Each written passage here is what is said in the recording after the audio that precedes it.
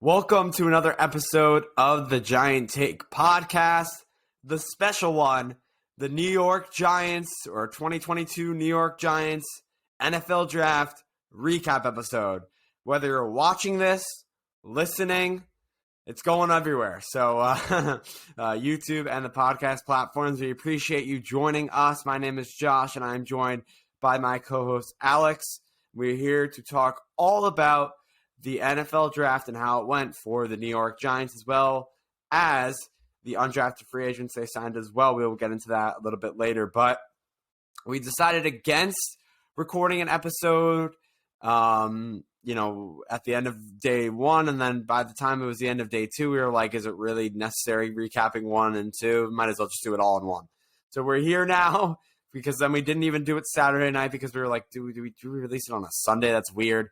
So we're back. It's a brand new work week, so I'm sorry for anyone who's working, but it's Monday. We're here.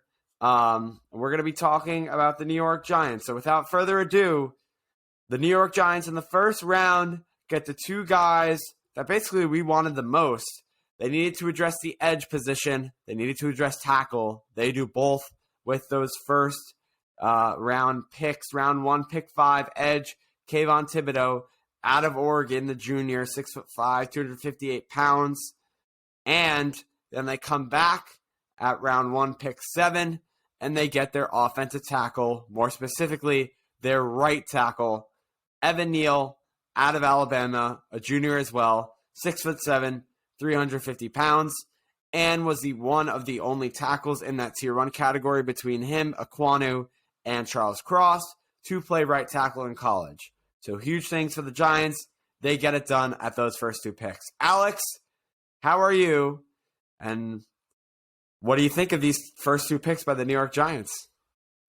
I'm good. I really wish, like you mentioned, that we were able to record an episode after day 1. Unfortunately, because the draft is on Thursday, which is kind of annoying, they really need to move it to Friday night and then have day 2 on Saturday night and then day 3 on Sunday so everyone can watch it without having to worry about school, work, whatever. But yeah, I mean, it's better late than never, and I'm excited to talk about these picks. And day 1 was just a dream scenario coming true. All 3 tackles were available at pick 5, which is kind of what we wanted to see. Upset that Sauce Gardner went 4th overall to the Jets. Derek Stingley going 3 to the Texans really mixed everything up and saw that, Sauce Gardner ended up going 4, whereas if they took Sauce Gardner, probably Kayvon Thibodeau would have went 4 to the Jets. So really helped out for the Giants in the draft. In terms of Kayvon Thibodeau, I mean, you're getting a guy who's just an elite pass rusher. He's got great bend, athleticism. He has good power. I feel like I go on and on and on as Josh is laughing at me because, I'm just one of those people who just gets really, really excited about certain players. He's explosive. It's just everything Kayvon Thibodeau does is at an elite level.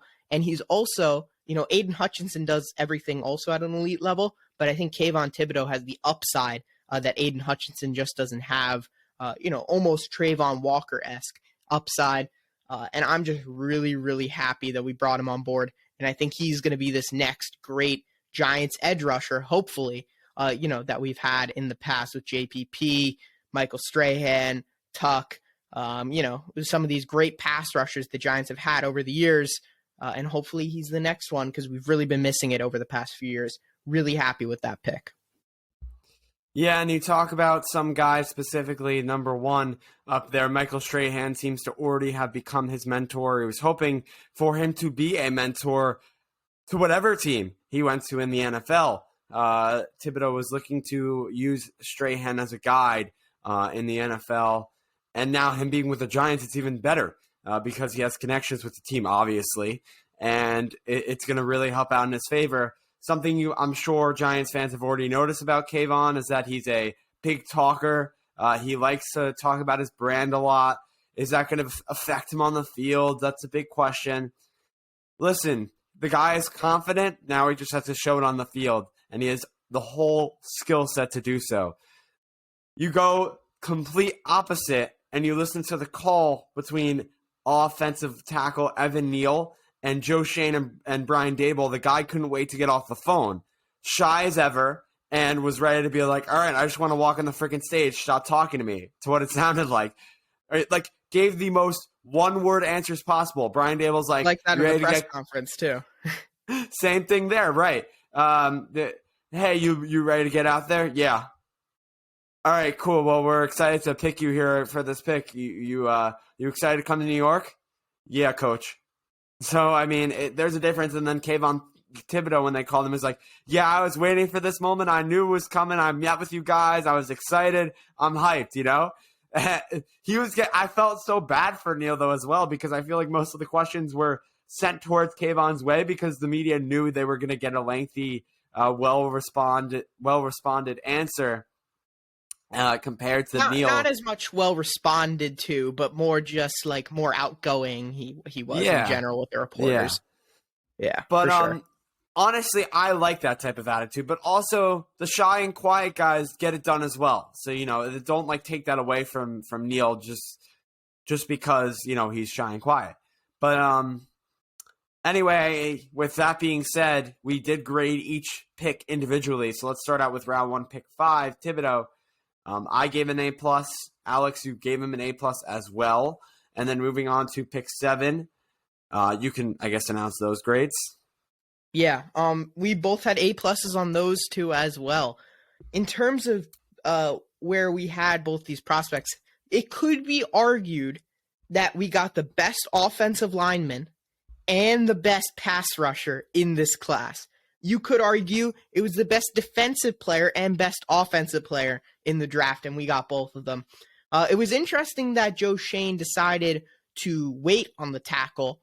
And, since all three were on the board, he decided to go Thibodeau first. Obviously, Carolina ended up going Ike Ekwonu, and then we were left with Neil. And from the press conference, it kind of sounded like Joe Shane kind of had Neil and Ekwonu on the same level, so he was okay with whoever fell, and that's why it made sense to take Kayvon first name basis now. I don't know why. It works. It's fine. Yeah, it works. What I would say, again, I'm not going to talk as much about all these, higher tier guys. We've been talking about Kayvon Thibodeau and Evan Neal for months at this point. Go to any of our mock drafts, go to any video pretty much, and we're mentioning these two guys because they were favorites to go very high. And the Giants got both of them, both insane athletes, and it's just great to have them on board. And I think Joe Shane really nailed this first round. Yeah, so I guess then moving on to the second round, pick 43, the one that got all Giants fans. They had their seatbelts in, ready for a cruise, to the end of the draft with how Joe Shane was picking. Then this one, throw a little curveball in the strike zone. Wide receiver Wan'Dale Robinson gets picked from Kentucky, a junior, 5'8", 178, a direct comparison to the Giants wide receiver right now, Kadarius Toney, the guy who was expected to be traded the first round pick 20 last season. Why are the Giants drafting Kadarius Toney 2.0? What the hell is happening? Are we shipping Kadarius Toney? Or is that's what's going on? No one knows. But what we do know is that there were better receivers on the board. And the first name that comes to mind for me was Skye Moore, who completely boosted his stock after the NFL Combine. That was the guy on my list that was ranked high. And for the Giants to not only draft Wan'Dale Robinson at pick 43 when he's a projected, round 3, round 4 wide receiver, but to draft him over Skye Moore, that's what hurt me the most. Yeah, I mean, I agree with you.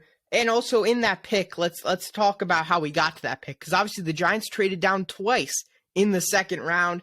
They started by trading down with the Jets from 36 to 38, where they also got a 5th-round pick, 146th overall in return. And then they've traded back again from 38 to 43 with the Falcons, where they got a 4th-round pick, 114th overall.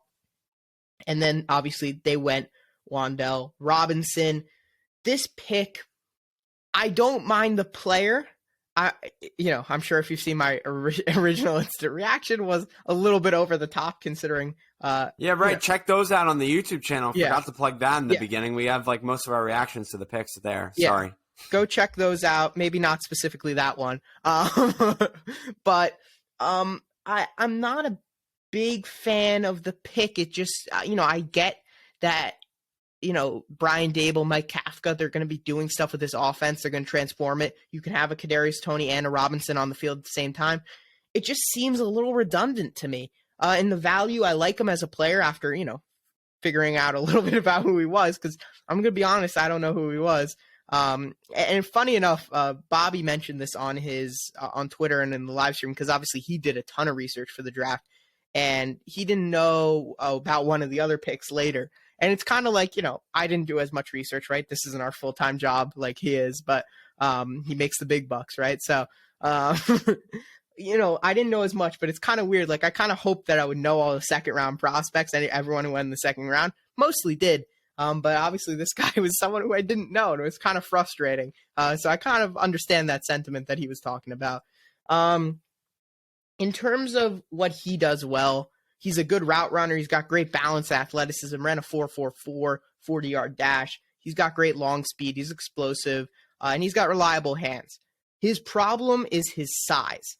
He is only 5'8". He's 178 pounds. He's tiny. He plays a lot tougher on tape. I will give him that. He does play tough. I will say that. He had a 91.3 PFF grade last season, which was highest among SEC. And he had very good production last year. Don't get me wrong. Over 1,300 yards, 7 touchdowns.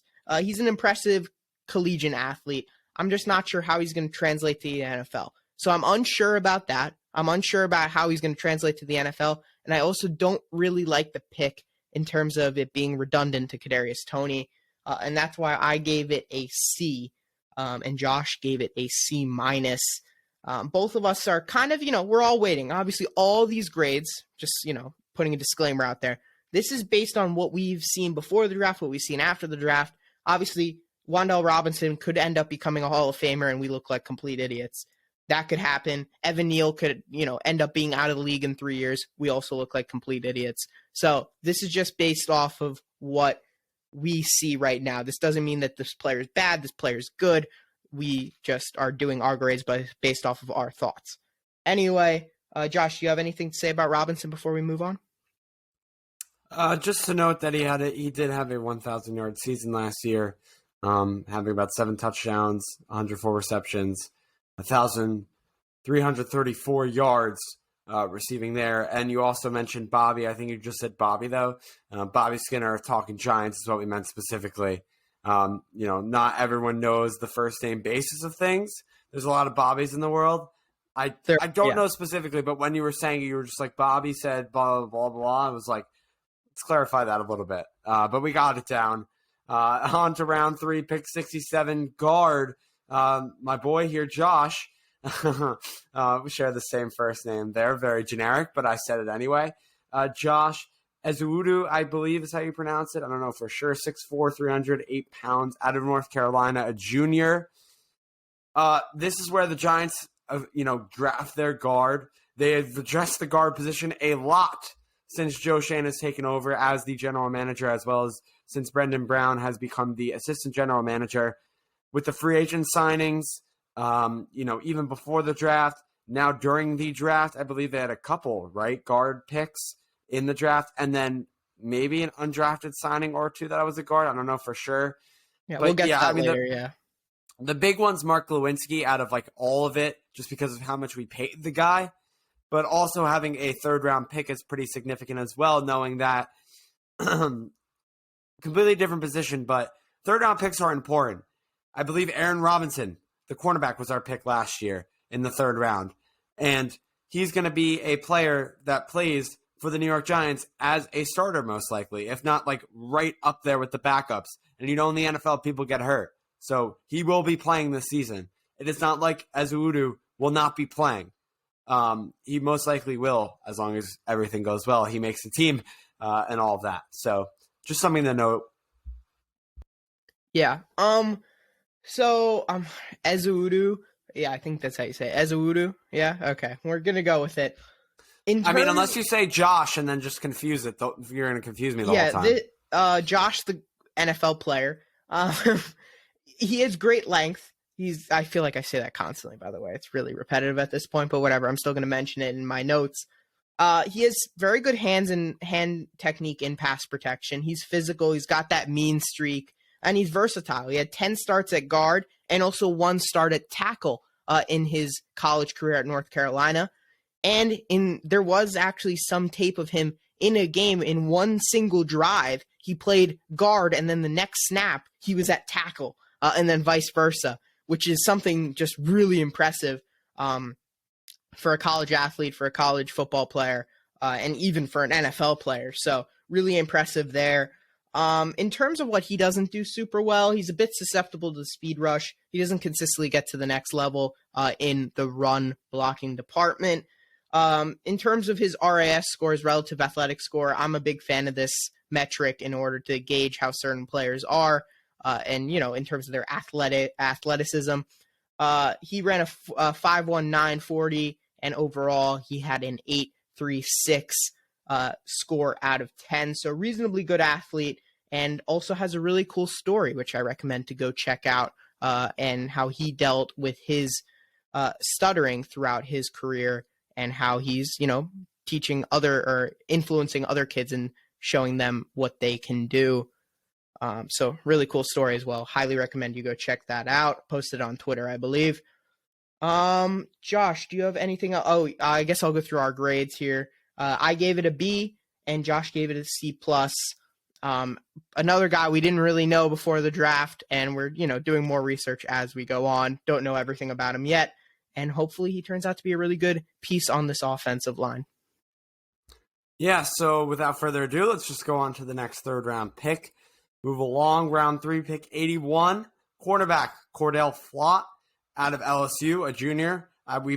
We also picked up another cornerback from LSU. I know I keep on teasing these undrafted free agents, but I know we picked up another cornerback from LSU. So that might be something to note. Maybe they're good friends, I would assume, so they were in the same room. 6 foot, 175 pounds. I would say that this is a good pick because depth at the cornerback position is necessary, especially, I know I keep on repeating it, I feel like the last few episodes, when the quarterback room is such a question mark with who is our top cornerback, having depth at the position is necessary. There was a report earlier this week that, I don't know, is it the start of the new week now? I never know how it works with Sundays. We're recording this Sunday night, but I guess it's the start of the new week. We got a report at the beginning of last week that by the end of last week, James Bradbury would not be on the Giants anymore. And we've heard this for the last couple months that he's not going to be on the Giants anymore. Well, he's still on the Giants, still here, and again, still cutting against a big way against the cap. So we don't know if it's going to be Adoree Jackson as QB1 to start the year. But just getting a cornerback in this draft, especially in a good class, no reason to not do it. They got the picks for it. They pulled the trigger on one of them. And I think it was a good pick after, reading about the guy and watching some of his highlights on tape. Yeah, Cordell Flott's an interesting one. Again, another one of my common catchphrases, it's going to be over as soon as this draft stuff ends. Hopefully it won't come back. But Flott, he has great size and length. 6 foot, he's reasonably tall, gives him the potential to play on the outside and in the slot, which is kind of where most people project him to be. But I do think he has outside flexibility if need be. He's got fluid footwork, which is always important. He's got ball skills, and he's physical against the run, which is something that is important in Wink's scheme defensively. And he's got solid instincts as well. Played in a strong conference and competition in college, obviously being at LSU. He struggles in press coverage, mainly due to his size. If you see, obviously only 175 pounds at 6 foot, and his size is obviously another big concern. He might need to gain a little bit of weight if he wants to play on the outside in the NFL. At the slot position, I think he could be all right at 175. He had an 84.8 coverage grade in 2021, and he's only 20 years old, which is another really cool thing because he's now going to be able to develop in the NFL. He's got a couple more years under him, which I think is very good. In terms of athleticism, he only got a 7.46 RAS score, 4.5 40, so nothing crazy athleticism-wise, but in terms of instincts, he has good pass breakups if you watch him on film. And his ball skills, and like I mentioned before, his footwork is actually quite impressive for a corner as young as he is. And hopefully he learned a bit from Derek Stingley, who was also in that cornerback room, taken number 3 overall. One of my favorite picks in the draft, but I gave it a B+, because I think he's good, but I'm not sure if he was exactly the best value at this pick in particular. Josh gave him an A-, so we're both pretty big fans of this pick and excited to see what he can do for the Giants. Yeah, again, I'm not really factoring in where these guys were projected, because if you look at most draft boards, Flat was projected to be a 4th, 5th rounder again, and we drafted him in the 3rd round. Yeah, whatever. I'm just taking in the positional need and what I read and watched from him. And what I read and watched was that I think we need another cornerback to add depth to the team, and then I also believe that he was pretty good from what I read and watched. So A-, that's why I picked that. On to the next player, round 4, pick 112, tight end Daniel Bellinger from San Diego State, a senior, 6'5", 253 pounds. Now, both of our grades, again, are highly on him. The reason I didn't go as the highest of high out of like all letter grades you can get was just what – I'm sorry, I'm exposing it, Alex. You gave him an A+, I gave him an A-. The only reason was because of that. I'd like to give some reasoning because I do have it. On my draft board, it was in my head, not written down, I had the Coastal Carolina tight end, Isaiah Likely, higher than him. And especially, I don't know why they passed on him, but Jake Ferguson, the tight end of Wisconsin. I mean, nothing against Daniel Bellinger, but I thought Jake Ferguson was one of the top tight ends in the class. And for them to pass on him and go Bellinger, that's the only reason why I did A-, just because I thought those two were better than Bellinger on the board. That's the only reason. But again, still A-. I would take that on the test any day. I don't know about Alex because he has a little high standards. Besides the greatness. Exactly. To go over what he did in 2021, 31 catches for 357 yards and 2 touchdowns, a 3-year starter at San Diego State. So Alex, without further ado, you can take it away. Yeah, so I really like this pick actually because I don't know, maybe it was a month ago, I was looking at I was watching NFL Network, and I saw Daniel Jeremiah, who's a guy I definitely respect in the business of scouting and all that, really, value his opinion. He had him number 3 on his tight end board overall. So I, kind of looked into him a bit in my process of kind of just looking at some prospects, and I was very impressed. Obviously, San Diego State, not really like your typical big school, but at least football-wise. But if you look at him, what really stood out to me is his athleticism, a 9.66 RAS score in the 97th percentile of tight ends, ran a 4.63 40 and a 1.52 10-yard split, which means his burst and explosiveness is in the 99th percentile of all tight ends over the past 20 years, I believe. His yard after catch ability is quite good as well. He's not someone who's just going to catch the ball and not get you anything after. I think he does give you a few yards after catch on average. He's a great blocker. So not only can he do stuff in the passing game, he's also really good in that department. He didn't really do much pass catching at San Diego State because it was really more of a run and pound type of offense. But when he did get the opportunity, he was quite good. So I think he has potential to be a very good pass catcher in the NFL. And he's got solid hands. He doesn't have many drops at all. His cons, doesn't have great length. His long speed is definitely not great. As I could mention, his 40 was not as fast as his 10-yard split was. Well, obviously it wasn't, but in comparison to the times, it wasn't as great. So he's more explosive, short speed type of guy. And his blocking technique definitely needs to be improved at the next level as well. But Bellinger, big fan of him, gave him an A+. And I'm really excited to see what he does. And I think he starts right away as our tight end 1, even over Ricky Seals-Jones. Really excited to see what he can do. Moving on to 2 picks later. Round 4, pick 114, safety Dane Belton. The Giants at this point, or to this point in the draft, I believe, have all gone different positions. which is very good, right? You're not addressing the same need is great, but also making sure to fit every need and get those boxes checked off is great as well. So Belton going here, that's also I think that's really good to just be expanding how many positions the Giants take in this draft. In 2021, he had 46 tackles, 3 tackles for loss, and 5 interceptions in 14 games for Iowa as he was a junior coming out of there. 6'1", 205 pounds. Yeah, so I didn't really know anything about Dane Belton, did a bit of research on him. It seems like he has some potential to possibly play corner. Not exactly sure. I think he's still going to play safety for the Giants, but definitely has the frame to play on the outside. Definitely has nickel capabilities as well. He's got great cover skills in man and zone, so something that is really good to see. His athleticism is very good. If you look at his RAS score, 9.42 out of 10, 4.43 40, which is in the 97th percentile for safeties. He's got good balance as well, which is always important for changing direction at the safety position, and his instincts are good. Obviously, like Josh mentioned, he had 5 picks in 2021.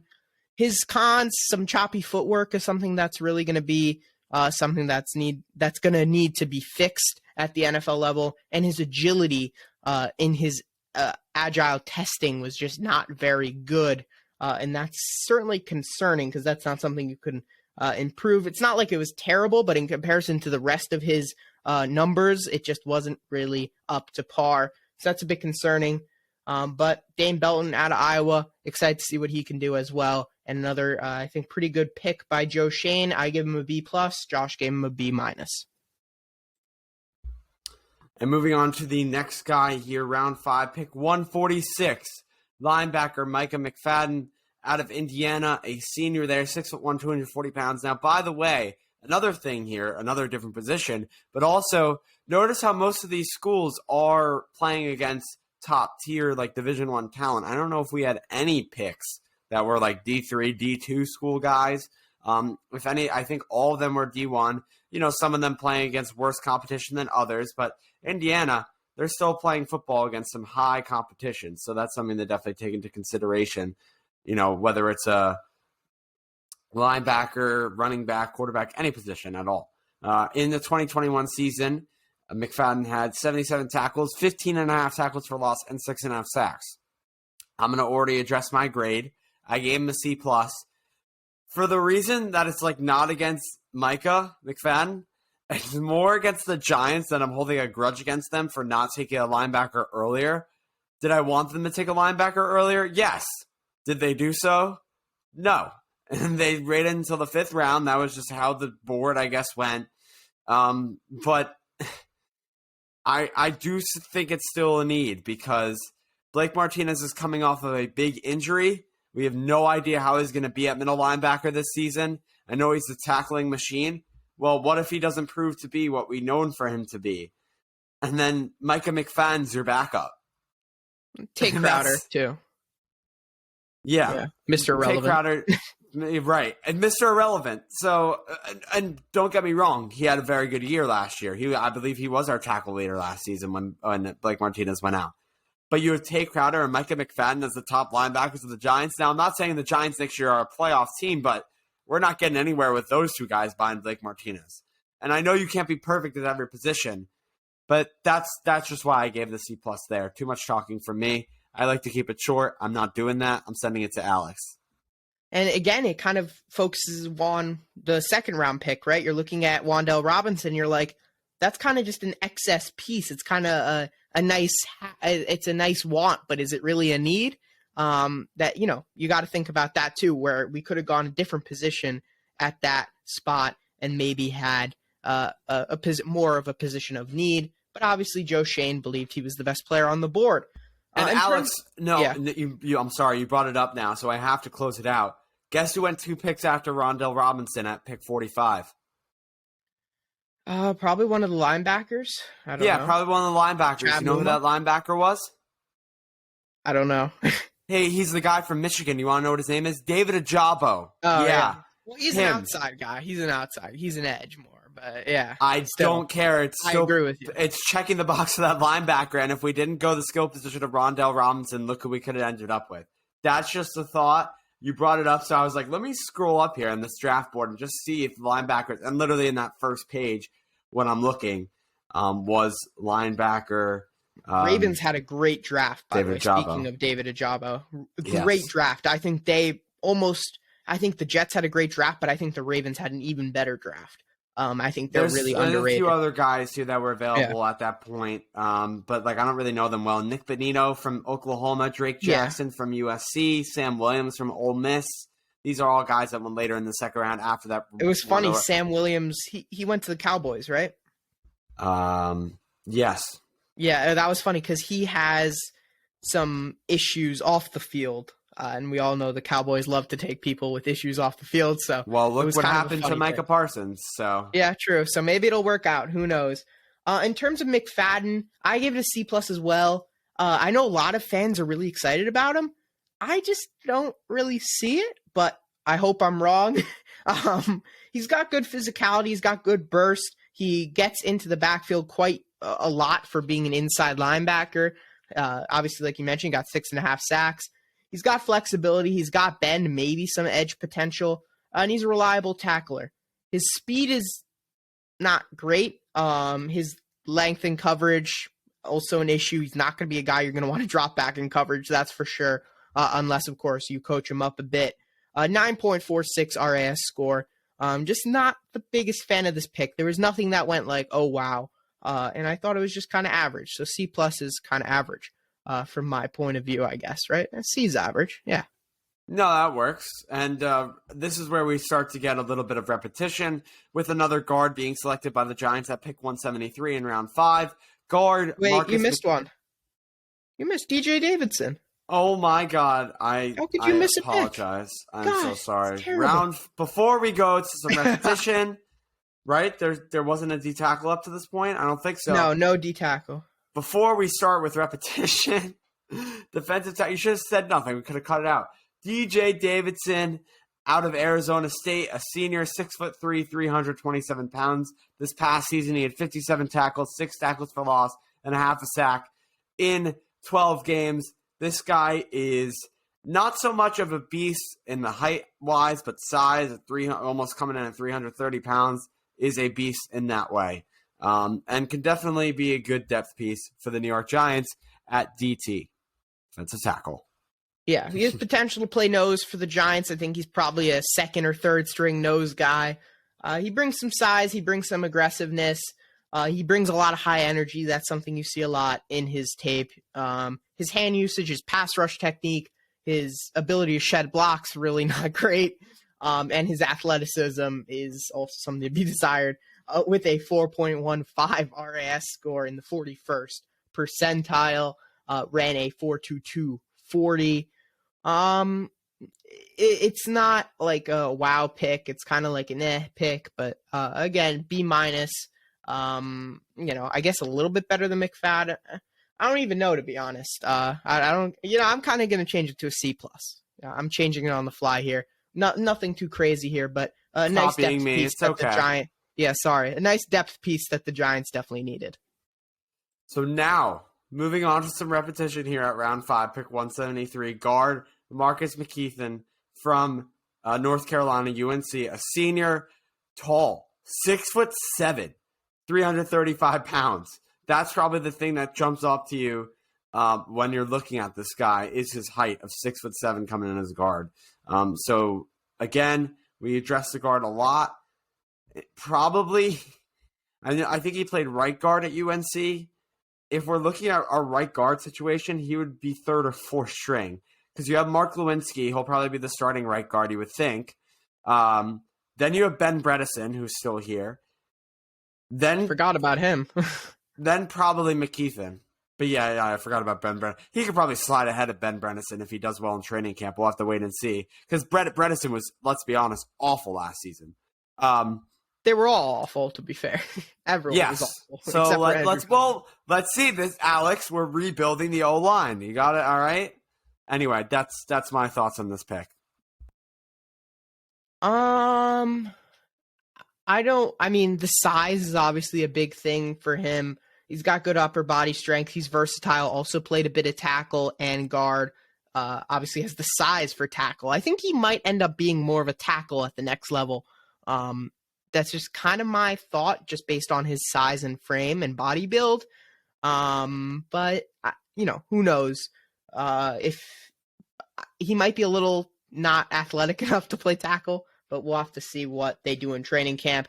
He is susceptible to inside moves, and his lack of quickness is definitely concerning, like I just mentioned. Had a 7.89 RAS score at the guard position. Nothing too crazy about him. Thought it was a decent pick in the 5th round. I gave it a B. Josh gave it a B+. And then I want to make sure I'm not skipping anyone here. The final pick for the New York Giants, round 6, pick 182, linebacker Darian Beavers, 6'4", 237 pounds, a senior out of Cincinnati, 98 tackles, 11 tackles for loss, 4 sacks, and 2 forced fumbles in this past 2021 season for Beavers. And by the way, great last name. What a tackle by Beavers. Like, being able to say that if we can this season, it just works. He built a dam. That's another fun one. Oh, like Beavers build dams. You get it? Explaining it just made it like it was already bad from the joke, and then explaining the joke just tanked it a good 50 points. All right, I'm sorry. Well, I thought of it when we drafted, and I needed to say it, so sorry. Anyway, out of Cincinnati, I think he was a guy who should have gone much earlier. He has edge versatility, which is important. He's a good tackler. He's physical in coverage. He is good in zone coverage specifically. He's got a great motor, which is important at the linebacker position, despite maybe not the most speed. He's a little bit clunky in terms of him moving around, especially from horizontally from side to side. And man coverage is also a bit of a struggle for him, something he's going to need to improve in the NFL. But has a 9.6 RAS score and was very good in the shuttle, which is definitely really important for linebackers. So a good stat there from the combine or his pro day. I don't know which one that is from. I gave it an A+. Josh gave it an A. And I think he's actually a better prospect than Mcfadden, funny enough. So I like him more. And we'll see what happens with him. So I think we got a couple guys here who could potentially be nice backups at the linebacker position. And I believe that is it for all the draftees. Now let's get to some of the undrafted free agents. I'm thinking let's do 2 at a time here because there's a load of them. You do the first 2, and then I'll go from there. Okay, yeah, I was gonna say we go. Yeah, so that's a good idea. Just keep going, rotating. Okay, so the first undrafted free agent, well, in this list at least, was cornerback Darren Evans. He was that cornerback from LSU I was talking about earlier. Senior, he's 6'3", 180 pounds. And I think we have like a key stat on each guy, or like stats plural. For this guy, for Evans, he recorded 27 tackles, 4 pass breakups, and 3 quarterback hurries this past season. On to the next guy, the tight end fullback, which I'm going to go it's going to be because now we have tight ends. We have some depth there. I'm going to say that this guy's going to probably fight for that fullback spot more. Jeremiah Hall could definitely be at the end of training camp on the 53-man roster. I know Joe Judge isn't the head coach of the Giants anymore, but we still do need a fullback if the Giants decide to go with one. It was Cullen Gillespie. Could it be Hall? We'll have to wait and see. 6'2", 241 pounds, senior out of Oklahoma. The key stat for him, 32 receptions for 334 yards and 4 touchdowns. He also rushed for a touchdown and was actually selected to the All Big 12, first team. All right. Next, we have a defensive tackle from Florida. One of 2 defensive tackles from Florida, funny enough. 6'2", 335 pounds, a senior. He had 12 tackles in 13 games of action. In 4 seasons with the Tigers, he recorded 67 tackles, 9 tackles for loss, 3 sacks, 2 fumble recoveries, and a pass breakup. And that's pretty much it for Tyrone. Truesdell? And then a second undrafted free agent, we got another defensive lineman, Christopher Hinton out of Michigan, 6'4", 310 pounds junior. And he had 32 tackles last season and 1 sack. And that's pretty much it for Christopher Hinton. I feel like those 2 were really short, so I'm going to do a third one because why not? Sorry for messing it up.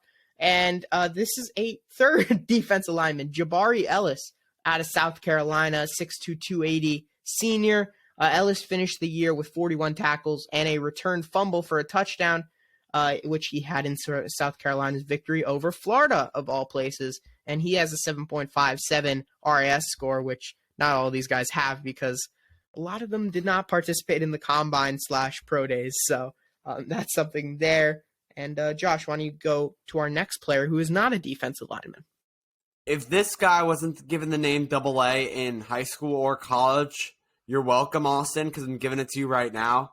Austin Allen, the tight end out of Nebraska, a senior, 6'8", 260 pounds. That is a tall target for QB Daniel Jones.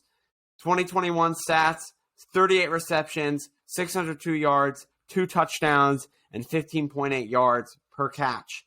Edge, next up here, Tomon Fox, 6'3", 260 pounds. It's getting late here, okay? Senior out of North Carolina, another North Carolina player.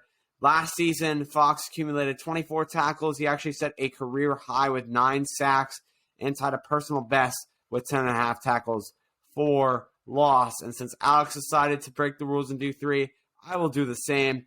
Next up here is defensive back Yousef Corker out of Kentucky, a senior, 6 foot, 204 pounds, had a team high 74 tackles, an interception in 2019, 77 tackles, 2 interceptions in 2020, and then he led the Wildcats with 8 pass breakups last season and had a career best 81 tackles. All right, an offensive lineman here. We got guard Josh Rivas, or an interior lineman. I don't know exactly where he plays. I think he has flexibility. 6'6", 320 out of Kansas State, senior. In 2021, he did not allow a sack among 362 pass blocking reps and helped Kansas State tie for second in the Big 12 with 29 rushing touchdowns. The Wildcats also had 4.83 yards per rush, also ranked as their 6th best effort in school history. He has an RAS score of 5.49, not really a great athlete, but we'll see what he can do in training camp. Next, we finally got a running back, Desean Corbin out of Florida State, junior, 6 foot, 205. This past season, he started all 12 games, totaling over 1,100 all-purpose yards, including 887 rushing yards, 25 receptions for 128 yards, and 8 touchdowns. I think he certainly has the potential to make the team due to the lack of running backs really we have on the roster. He had a 5.4 RAS score with a 4.6 40. And I believe, I have one more, right? Because we're doing 3s now because we're all cheating. Undrafted free agent safety Trenton Thompson out of San Diego State. So teammate of Daniel Bellinger, a 6'1", 196 senior. And he had 14 pass breakups and 3 interceptions as the starting safety for whatever the San Diego State team is called. I don't know them, sorry. And he has an RAS score of 4.66, running a 4.61 40. And Josh, why don't you move on to another corner? San Diego State Aztecs, I think. So there you go. Fine. Let me redo it. And he had 14 pass breakups and 3 interceptions as the starting safety of the Aztecs. Wonderful. Now on to the FAU senior, 6'1", 182-pound cornerback Zion Gilbert, 51 tackles, 1 sack, 1 forced fumble, and 10 passes deflected this past season. And, oh my God, 2 more. Okay, defensive tackle Antonio Valentino, 6'3", 312 pounds from Florida, a senior. I just keep scrolling and scrolling. Valentino appeared in 40 games with Penn State from 2017 to 2020, tallying 51 tackles, 12.5 tackles for loss, and 6 sacks before transferring to Florida as a graduate transfer. With the Gators, Valentino played in 12 games and recorded 23 tackles, 3 tackles for loss, and 1 sack. So a lot of playing time for him, a lot of experience in college football. The final undrafted free agent, wide receiver Dalen Baldwin, a Michigan senior, 6'3", 185 pounds. The senior transferred to Michigan from Jackson State and hauled in a pair of touchdowns on 17 catches last season. 17 catches, that's like barely anything. I feel like the Giants were like, all right, we have one more guy to sign. Just pick a random one out of a hat. And that's who they landed on. No offense to Dalen at all, but I'm just saying, like, 17 catches, whatever.